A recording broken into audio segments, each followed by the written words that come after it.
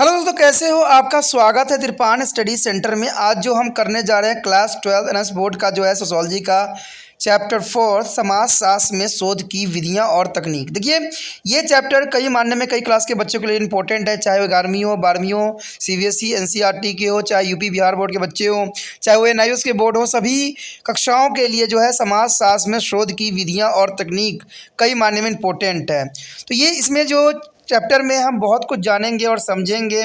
इसमें हम जो है क्रमशः आंकड़े के विषय विश्लेषण करेंगे, समस्याओं को जो है सामाजिक समस्याओं के विषय में भी हम चर्चा करेंगे, और साथ में जो है वो आंकड़े कैसे एकत्र करना है, उसकी क्या प्रणाली है, क्या तकनीक है, तो इसके विषय में जो है विस्तार पूर्वक समझेंगे और जानेंगे। लेकिन ये सब तब होगा जब हम चैप्टर स्टार्ट करेंगे। लेकिन चैप्टर स्टार्ट करने से पहले एक बात जो मैं हमेशा कहता हूँ, जिसको आपको सोचना भी चाहिए, विचार भी करना चाहिए और अमल भी करना चाहिए, वो ये है कि जब भी वीडियो देखिए पूरा देखिए, क्योंकि अधूरा जानकारी सदैव खतरनाक होता है। साथ में एक इंपॉर्टेंट बात ये भी रहता है, अगर आप पहली बार वीडियो देख रहे हो तो लाइक शेयर सब्सक्राइब करना मत भूलना, क्योंकि दोस्तों लाइक कीजिएगा तो बनाने वाले का मनोबल बढ़ता है, सब्सक्राइब कीजिएगा तो इससे ये होता है कि जब भी मैं कोई वीडियो डालूंगा उसका नोटिफिकेशन आपको समय रहते मिल जाएगा। और देखिए, शेयर का मतलब ये होता है कि आपके थ्रू ना जाने किन बच्चों को हेल्प मिल जाए, ये आप भी नहीं जानोगे, इसलिए जो है आप शेयर जरूर करो, ठीक है। व्हाट्सएप स्टेटस पे भी लगाओ। दोस्तों, एनएसएस सेंटर जो कई मानने में बहुत से बच्चों के लिए हेल्पफुल है, चाहे वो 8th क्लास हो, 9th 10th 11th 12th हो, चाहे वो एनआईओएस बोर्ड के बच्चे हों, ठीक है, चाहे बीए एमए के बच्चे हो, सभी क्लासों के लिए कुछ ना कुछ जो है त्रिपान एनएसएस सेंटर में उपलब्ध है। तो इसलिए आपके लिए ज़रूरी है कि आप सब्सक्राइब करके इसको चैनल को जो है सेव कर लो, नहीं तो बाद में अगर रिसर्च करोगे तो शायद आपको ये चैनल प्राप्त ना हो। तो इसलिए सोचना नहीं, विचार नहीं करना है, सब्सक्राइब करके जो है अपने पास सेव करना है। दोस्तों, ये तो बात था आपके लिए, लेकिन आप देखते हैं हमारा आज टॉपिक क्या है। अब बात करते हैं आंकड़े के स्रोत के रूप में। तो देखिए, आंकड़े के स्रोत के रूप में जो है समाजशास्त्री अनुसंधान करने में जो है आरंभिक और गौण जो है द्वितीयक दोनों प्रकार के आंकड़ों का सदैव उपयोग करते हैं। आरंभिक आंकड़े वे होते हैं जो वे स्वयं एकत्र करते हैं और अपने अध्ययन जो है विषयक क्षेत्र से, चाहे यह जो है आत्म साक्षात्कार द्वारा जो है प्रश्नावली में दिए गए उत्तरों द्वारा जो है प्रक्षेपण द्वारा हो। द्वितीय एवं गौण आंकड़े भी होते हैं जो शोधकर्ता अन्य स्रोतों से प्राप्त करते हैं, जिन्हें उन्हें कहीं और दर्ज भी किया हुआ हो और जो आवश्यक रूप से आम आदमी की उपयोगी की वस्तु नहीं हो। गौण आंकड़े का मुख्य स्रोत होते हैं, यानी आंकड़े जो होती है किसी भी समाजशास्त्री के लिए एक बहुत ही अमूल्य चीज़ होती है, जिससे वो जो है समाज में जो है प्रक्षेपण कर सके और समाज के जो है गौण आंकड़ों का पता लगा सकें। यदि देखें हम गौण आंकड़े के मुख्य स्रोत क्या है, तो इसमें सबसे पहली तो बात यही आती है, जीवनीय, आत्मकथाएं, पत्र, डायरियाँ, उपन्यास। इससे हमें समाज के बारे में कुछ न कुछ जानकारी अवश्य मिलती है। कहते हैं दूसरा बात देखा जाए तो पत्रिकाएं, उच्च कोटि के समाचार पत्र, रेडियो प्रसारण, टीवी व कार्यक्रम जो है मुख्य जो है गौण आंकड़े हो सकते हैं। तीसरी बात आती है कि जनगणना संबंधी आंकड़े, व्यापार फॉर्म के रिकॉर्ड, पंजीकृत आंकड़े, जन्म मृत्यु के आंकड़े, न्यायालय के रिकॉर्ड, समाज सेवा संस्थाओं तथा सरकारी विभागों के अर्थव्यवस्था से संबंधित दस्तावेज, दीन दुखियों की सहायता करने वाले संस्थाएं तथा नीतियों को प्रभावित करने वाले गुटों द्वारा संचालित किए गए आंकड़े होते हैं। हमें इस बात का ध्यान अवश्य रखना चाहिए कि किसी भी प्रकार के शोध कार्य, विशेष रूप से सामाजिक शोध में, और दोनों ही तरह के आंकड़ों का उपयोग किया जाता है। यदि बात करें आंकड़े इकट्ठा करने की विधि, तो देखिए इसमें समाजशास्त्री शोध विधि के स्वरूप के अध्ययन में रखकर आंकड़े इकट्ठा करने की विभिन्न तकनीकों का उपयोग करते हैं। इसमें जो मुख्य है वो इस प्रकार, देखिए, प्रक्षेपण या किसी चीज़ के बड़े ध्यान से देखना, परखना, तो ये आंकड़े इकट्ठे करने का सबसे इम्पोर्टेंट तरीका होता है। उसके बाद सर्वेक्षण करके, सर्वे करके वो जो है आंकड़े इकट्ठे करते हैं। तीसरी बात करें घटना विश्लेषण का गहन अध्ययन, यानी कोई घटना हुआ है तो उसको जो है अध्ययन करना। और चौथा जो है प्रश्नावली, यानी प्रश्नावली के द्वारा भी आप जो हो सही आंकड़े इकट्ठा कर सकते हो। उसके पश्चात अगर पांचवा देखा जाए तो आत्म साक्षात्कार, यानी सामने बैठा के, सामने बोल के जो है आप आत्म साक्षात्कार द्वारा जो है आंकड़े इकट्ठा करने की विधि को अपना सकते हो। अब देखिए यहाँ पर जो है प्रक्षेपण होती क्या है। आंकड़े इकट्ठा करने में प्रक्षेपण विधि का जो है काफ़ी इंपॉर्टेंट रोल होता है। इसलिए प्रक्षेपण होती क्या है। प्रक्षेपण विधि का आंकड़ा इकट्ठा करने में उपयोग तब किया जाता है जब कोई अन्य दूसरे विधि काम में नहीं आ सकती है। तो घटना विश्लेषण को ध्यान से देख समझ कर जो है आवश्यकता सामग्री एकत्र भी की जा सकती है। उदाहरणतः चुनाव के समय वोट डालने वाले का व्यवहार। इस विधि का उद्देश्य जो है मानव के व्यवहार का अध्ययन करना होता है और उसी स्थान और समय पर वहाँ पर जो है घटित हो रहे हों। अब देखा जाए तो प्रक्षेपण दो तरह के संभव होती है। तो पहला तो यही होता है कि स्वयं भागीदारी पात्र बनकर लिया गया प्रक्षेपण, यानी स्वयं ही भागीदारी पात्र बनकर आप प्रक्षेपण करते हो। दूसरा होता है बिना स्वयं पात्र बने केवल ध्यान से देख समझ कर ही कर लिया जाता है। तो ये भी इम्पोर्टेंट होता है कि जो है बिना स्वयं पात्र बने केवल ध्यान से देख कर ही समझ कर किया जा सकता है। बात करें भागीदारी बनकर लिया गया प्रक्षेपण क्या है, तो कहते हैं यह जो है घटना विशेष में भाग लेकर आंकड़े एकत्र करने का एक तकनीक है और एक छोटा और लगभग अशिक्षित समाज में भाग लेकर यह काम आसानी से किया जा सकता है। लेकिन अनेक वर्ग से निर्मित संक्षिप्त जो है समाज में इसका उपयोग करना कठिन हो जाता है। लेकिन इस तकनीक का उपयोग तब बड़ा ही सरल और उपयोगी सिद्ध होती है जब शोधकर्ता उस समुदाय का अंग बनकर स्थिति परिस्थितियों की तरह तक पहुँच कर जाते हैं, यानी वो पहुँच कर अंदर की बात जान लेते हैं। तो ये प्रक्षेपण विधि का मुख्य अनुभव होती है। इस तकनीक का जो है प्रयोग सफलतापूर्वक करने के लिए एक खास अनुभव की आवश्यकता होती है। देखिए, जिसके पास अनुभव होता है उस प्रक्षेपण विधि की जो है आसानी से समझ सकता है और कर भी सकता है, क्योंकि बहुलता उस समय वह जो है अपनापन भुलाकर जो है निष्पेषण जानकारी प्राप्त करने में असफल भी हो सकता है। अंतःप्रवेकता अति आवश्यक होती है किसी भी प्रक्षेपण विधि का तकनीक यूज़ करने के लिए। उसके पश्चात भागीदार बने बिना लिए गए प्रक्षेपण, यानी जिसमें भागीदारी बनने की जरूरत नहीं पड़ता है। समुदाय या कहते हैं परिस्थितियों के गतिविधियों में बिना भागी बने, बिना हस्तक्षेप किए और बिना कोई जुड़ाव अनुभव किए प्रक्षेपक इस विधि का उपयोग करता है। वह दूर रहकर ही उनके व्यवहार को जो है ध्यानपूर्वक देखा परखता है। कभी कभी ऐसा भी होता है कि जिन लोगों का जो है बर्ताव देख परखा जा रहा है वो कुछ जो है असहजता का अनुभव भी करते हैं, जिसके कारण उनके व्यवहार में जो है अस्वाभाविकता भी आ जा सकती है। कहते हैं भागीदारी बने बिना प्रक्षेपण की प्रक्रिया किसी पूर्व निर्धारित योजना पर आधारित नहीं होती है, लेकिन सामाजिक परिस्थितियों का एक मापदंड तय किया जा सकता है और उस मापदंड के जो है अनुरूप परिस्थितियों के बारे में योजनाबद्ध कार्यक्रम तय भी किया जा सकता है। इस प्रकार सही तरह की जानकारी प्राप्त की जा सकती है और इसके परिणाम सही तरीके के रिकॉर्ड किए जा सकते हैं। यह इसलिए संभव हो पाता है क्योंकि प्रक्षेपण उस सामाजिक क्रियाओं में क्रियाशील होकर सम्मिलित नहीं होते हैं जिनके वह परीक्षण कर रहे होते हैं। प्रक्षेपक उस व्यवस्था में किसी भी प्रकार से प्रभावित नहीं होते हैं, इसलिए वह दूर खड़ा रहकर क्रमबद्ध तरीके से स्थिति का जो है जायजा ले सकता है कि कब, कहाँ और क्या कैसे हुआ था। कहते हैं सरल कोर्स में जो है 1998 इसमें अन्य 6 प्रकार के प्रक्षेपण का वर्णन किया। ये इस प्रकार है। पहला तो उन्होंने बताया था कि सुनियोजित और जो अनियोजित प्रक्षेपण, यानी सुनियोजित और अनियोजित प्रक्षेपण। सुनियोजित प्रक्षेपण की विशेषता यह होती है कि इसके अंदर चुनी हुई इकाई को ही पहले सरल जो है परिभाषा बनाई जाती है और यह तय किया जाता है कि किस प्रकार और किस जानकारी प्राप्त करना है। प्रक्षेपण दशाओं को जो है मानक निर्धारण किए जाते हैं, वो जो है प्रयुक्त आंकड़े एवं प्रक्षेपण का चुनाव किया जाता है, जिसे प्रक्षेपण की कोई सुनियोजित परिभाषा और परिधि नहीं होती है। उस दशा में स्थिति सर्वथा भिन्न होती है। सुनियोजित प्रक्षेपण वस्तु स्थिति लगभग तय होती है और प्रक्षेपण के इधर उधर भटकने का अवसर नहीं के बराबर होता है और उस एक निश्चित दिशा में ही अपना काम जो है करना पड़ता है, जबकि जो है नियोजित प्रक्षेपण में इस बंधनों की बाधा नहीं होती है। कहते हैं प्राकृतिक और प्रयोगशाला में लिया गया प्रक्षेपण क्या है। कहते हैं प्राकृतिक प्रक्षेपण प्रकृति की गोद में किया जाता है बिना किसी बनावटी सामान के। जिस प्रक्षेपण के लिए जो है प्रयोगशाला आवश्यक होती है उसे इसी नाम से अथवा प्रयोगशाला में लिया गया प्रक्षेपण कहते हैं। अगला जो है खुला और छिपा प्रक्षेपण। देखिए, जब प्रक्षेपण बिना किसी दुराव जो है छुपाव के खुले रूप से लिया जाता है तो उसे खुला प्रक्षेपण कहते हैं, यानी ये खुला होता है, ओपन होती है। इसके अंतर्गत प्रक्षेपण और प्रक्षेप दोनों एक दूसरे के आमने सामने होते हैं और एक दूसरे को पहचानने और यह भी जानते हैं कि प्रक्षेपण किस उद्देश्य के लिए जा रहे हैं। छुप कर लिए गए प्रक्षेपण में दोनों एक दूसरे से छुपे रहते हैं और सारा काम जो है गुप्त चुप किया जाता है, यानी इसमें बिना बताए ही सारे जो है आंकड़े इकट्ठे किए जाते हैं। इसे खुला और छिपा प्रक्षेपण कहते हैं।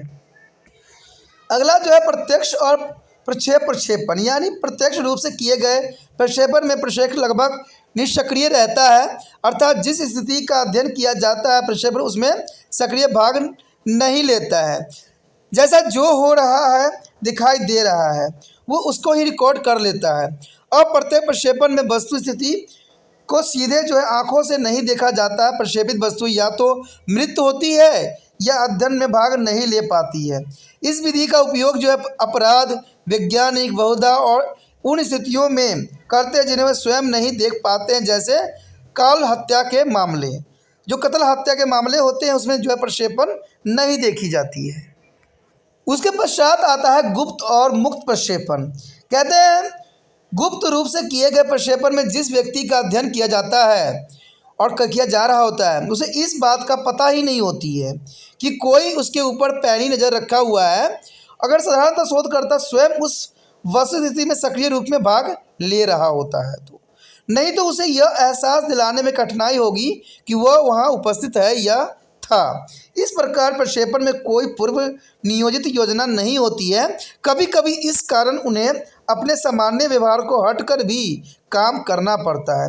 तो ये तो आम बात है कि कभी कभी जो होता है गुप्त का मतलब यही होता है कि कोई व्यक्ति को बिना बताए ही आप उसकी सारी कार्यविधि और जो है उसके बिहेवियर को रिकॉर्ड कर रहे हो।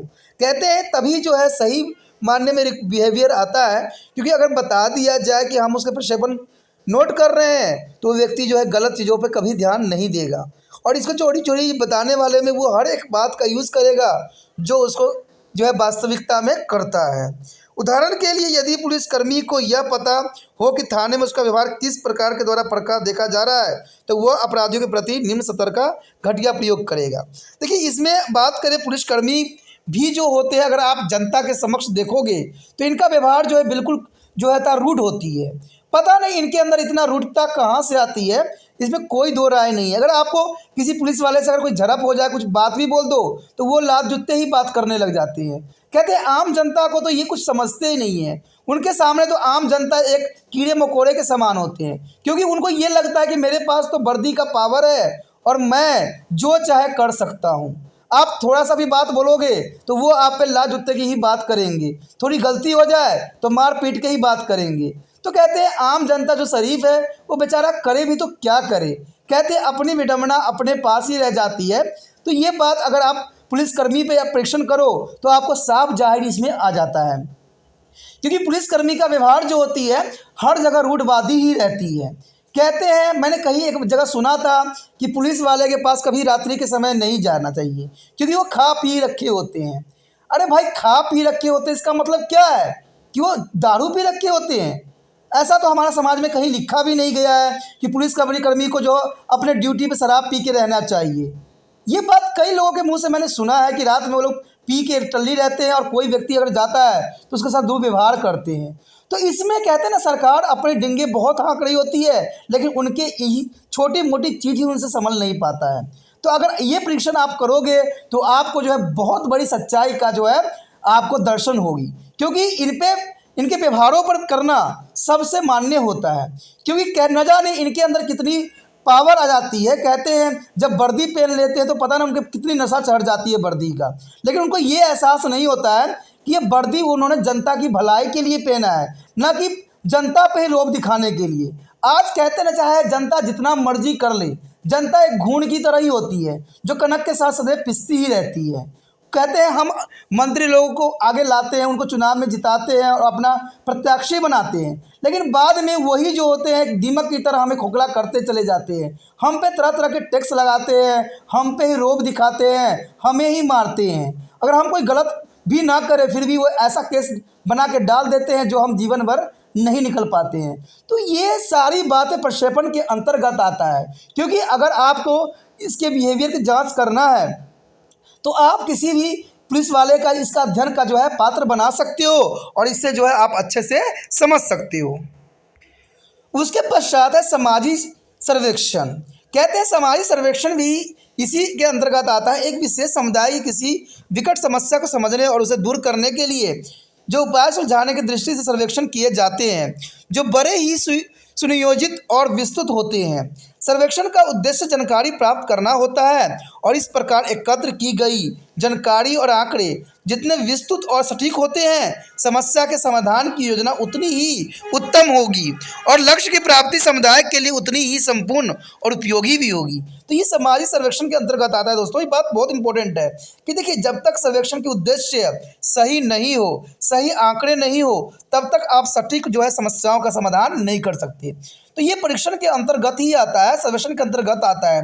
कहते हैं किसी भी क्षेत्र के अगर उस क्षेत्र के अगर चुनाव में व्यक्ति नहीं है, ठीक है, यानी कोई विधायक उस क्षेत्र का नहीं है, तो आपकी समस्याओं का वो नहीं जान सकता है और आपकी समस्या का जो है उपचार भी नहीं हो पाएगा। सर्वेक्षण के कई तरीके हैं। श्रेष्ठ घटक को एक प्रश्नावली भेजी जाती है और लोगों के साथ सीधे साक्षात्कार किए जाते हैं, यानी आमने सामने होती है और इस प्रकार एकत्र किए गए आंकड़े तथ्यों को जो है सांख्यिकी विश्लेषण विधि द्वारा क्रमबद्ध तरीके से व्याख्या भी की जाती है। सर्वेक्षण का उपयोग समाजशास्त्र के क्षेत्र में बड़े पैमाने पर किया जा रहा है, विशेषकर प्रक्रियात्मक विधि और स्वयं भागीदारी बनकर प्रक्षेपण करने के तरीकों को विकल्प के रूप में लिया जाता है। सर्वेक्षण में नमूनों को किसी निश्चित निष्कर्ष पर पहुंचने के उद्देश्य से चुना जाता है और एक लंबे चौड़े समुदाय से लिए गए इन नमूनों के आधार पर व्याख्या भी की जाती है, जो लगभग ठीक ठीक होती है और बड़ी इकाई के बारे में सही राय बनाई जा सकती है। इसके उदाहरण सरकार द्वारा कराए गए सर्वेक्षण और जनता की राय जानने के लिए किए गए सर्वेक्षण को उठाया जाता है। कभी कभी समाजशास्त्री नमूने की जगह सारी प्रजाति का अध्ययन कर लेते हैं, विशेष तौर पर तब जब उनकी प्रजाति का आंकड़ा बड़ा न हो। कहते हैं जब नमूने एक बड़े जन समुदाय में चुने जाते हैं तो समाजशास्त्री इन नमूनों को ही बड़े समुदाय के रूप में मान लेते हैं और इनके आधार पर बड़े समुदाय के बारे में भी अपनी राय बना लेते हैं, जो बड़े समुदाय के लिए सर्वथा लागू नहीं होती है। वस्तुस्थिति विशेष के अध्ययन में भी सर्वेक्षण विधि का उपयोग किया जा सकता है। शोध की प्रकृति के अनुरूप समाजशास्त्री विभिन्न प्रकार के सर्वेक्षण का अपने काम में उपयोग सदैव करते रहते हैं। उसके पश्चात है सर्वेक्षण का वर्गीकरण। देखिए, सर्वेक्षण को कई भागों में विभक्त किया गया है, तो इसको दो भाग यहाँ दिख रहे हैं। पहला जो है वर्णनात्मक, यानी वर्णन करने योग्य, क्या वांछनीय है यह जानने के लिए घटना जैसे घट रही है उसका उसी प्रकार वर्णन करना सर्वेक्षण का वर्गीकरण विधि में अंतर्गत आता है। उसके बाद है व्याख्यात्मक, क्या परिवर्तन हो रहा है और उसे क्या कारण है, इस बात का जो है पता लगाना सर्वेक्षण वर्गीकरण के अंतर्गत आता है। उसके पश्चात आता है भविष्य दर्शक, यानी भविष्य में क्या परिवर्तन होने वाले हैं और इसका नीति पर क्या प्रभाव पड़ सकता है, इसके बारे में भविष्यवाणी इसमें किया जाता है। उसका चौथा पॉइंट आता है मूल्यांकनात्मक, यानी भूत में अपनाई गई नीतियों के क्या परिणाम रहे, इस बात का जो है पता करना मूल्यांकन विधि के अंतर्गत आता है। उसके पश्चात है वस्तुस्थिति विशेष का अध्ययन। देखिए, समाज में हुई ऐसी घटना जो दिखाई दे उनकी जानकारी प्राप्त करने के लिए एक स्थिति विशेष का अध्ययन किया जाता है और इस अध्ययन का जो है विशेष एक व्यक्ति, एक समुदाय, एक संस्था, एक कक्षा, एक घटना, एक प्रक्रिया, एक समाज और सामाजिक जीवन की कोई भी इकाई हो सकती है। केस संबंधी सभी जानकारी एकत्र की जाती है और उसे केस के अनुरूप जो है संयोजन जाता है। अध्ययन के विषय संबंधी एकल आंकड़ों को एक विशिष्ट पात्र दी जाती है और विभिन्न प्रकार के उपलब्ध तथ्यों का इसके साथ संबंध जोड़ा जाता है।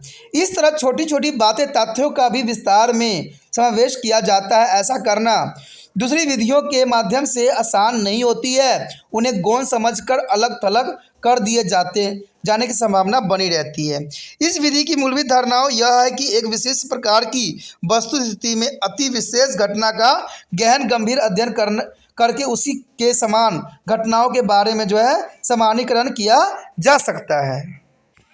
यदि संक्षेप में इस बात को अगर हम करें तो कहते हैं वस्तुस्थिति विशेष के अध्ययन द्वारा किसी एक अकेली इकाई के व्यवहार बर्ताव का अनेक तरीके अपनाकर विश्लेषण किया जा सकता है और इस विधि में कुछ जो है पैमानों को आवश्यकता हो सकती है। उदाहरण के लिए पुरुषों द्वारा घर के बर्तन धोने की प्रवृत्ति, इस विधि में अध्ययन के जिन तरीकों का उपयोग किया जाता है वह प्रक्षेपण, साक्षात्कार, प्रश्नावली, समाचार पत्रों में छपी रिपोर्ट, पत्र, डायरी और स्वयं की भागीदारी। उसके पश्चात आता है प्रश्नावली। देखिए प्रश्नावली बड़े ध्यान से तैयार किया जाना चाहिए और इसी उपयोगिता के जो है निरीक्षण भी अवश्य कर लेना चाहिए। इसमें जिन शब्दों और शब्द समूह का प्रयोग किया जाए वो सरल और सहज समझ जाने वाले हों, प्रश्न स्पष्ट और संदेह न हो, उनके सरल, छोटे और विश्लेषण योग्य उत्तर हो। इसमें किसी प्रकार के नैतिक मूल्य न जुड़े हो और इनमें आंकड़े एकत्र किए जाए जिनसे किसी जो है अपकल्पना की सिद्ध किया जा सके, यह परखा जा सके। शोधकर्ता को यह तय करना होता है कि लोगों से आमने सामने होकर प्रश्न के उत्तर ले या उन्हें जो है डाक द्वारा उसके पास भेजे। प्रश्नावली आमतौर पर जो है उत्तरदायित्वों के पास डाक से भेज दिए जाते हैं। उसके पश्चात है साक्षात्कार। देखिए आवश्यक जानकारी प्राप्त करने के लिए शोधकर्ता उन व्यक्तियों से स्वयं ही वार्तालाप करते हैं जिनके पास वांछनीय जानकारी होती है। उनके समाज विज्ञान और आंकड़े एकत्र करने के लिए इस विधि को काम में लाते भी हैं। साक्षात्कार के लिए एक साक्षात्कार सारणी तैयार की जाती है जो स्वयं शोधकर्ता द्वारा उत्तर देने वाली व्यक्तियों से आमने सामने वार्तालाप करते करते भरी जाती है, यानी बात करते करते उस सारी घटनाओं को जो है साक्षात्कार किया जाता है। साक्षात्कार दो प्रकार के होते हैं, एक पहला पूर्व निर्धारित योजना के अनुसार एवं एक औपचारिक जिसमें योजनाबद्ध तरीकों से ही काम किया जाता है। सभी प्रश्न पहले से ही तय होती है और इसके शब्दावली भी एक जैसी ही होती है।